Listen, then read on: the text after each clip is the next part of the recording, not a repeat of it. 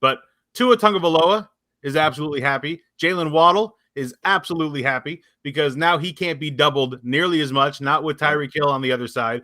And this Dolphins offense between Jalen Waddle, Tyreek Hill, Will Fuller, and Cedric Wilson, they might have the fastest group of wide receivers in NFL history. Not to mention the Dolphins' backfield has been improved this year as well. They added Chase Edmonds. They added Raheem Mostert. They bolstered their offensive line as well. They added Connor Williams. So, and you got a whole new head coach, Mike McDaniels, who a lot of people consider an offensive guru.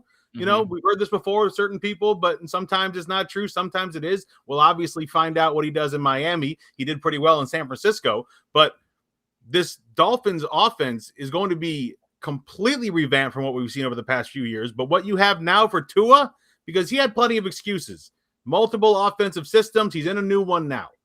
But you have, with all this money and all this talent that you now have, you have got to find a way to produce. They brought the O-lineman up so that you can get better protection. You have got the fastest wide receivers in the NFL. Hell, you could just play Hail Mary plays all the time and just hope Tua's arm is big enough because the secondary is not going to catch Tyreek Hill, Jalen Waddle, Cedric Wilson. You're not going to catch these guys. So you have no more excuses. And you've also got, as long as he stays healthy, and that's been Raheem Mostert's problem. Right. But when healthy, he's one of the best backs in football.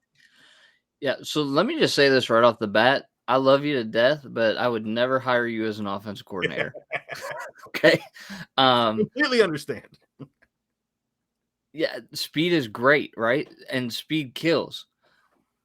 But you can't have 4 receivers taking the top off of defense because it's really easy to drop guys back, and guys can play deeper. You have to have crossing and getting into those open spots all the time, which they can do, right? And maybe they're trying to take a little page out of quite a bit.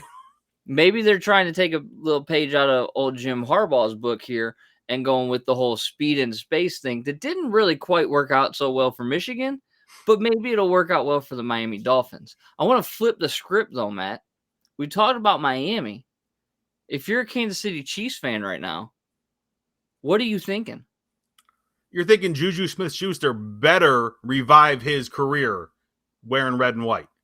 You brought JuJu in, and it looked great for the last few days. You've got Tyreek on one side. You've got JuJu on the other. You've got the best tight end in football in Travis Kelce as well.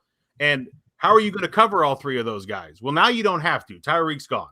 Your speed artist is gone. JuJu Smith-Schuster, when he had AB on the other side, he was phenomenal.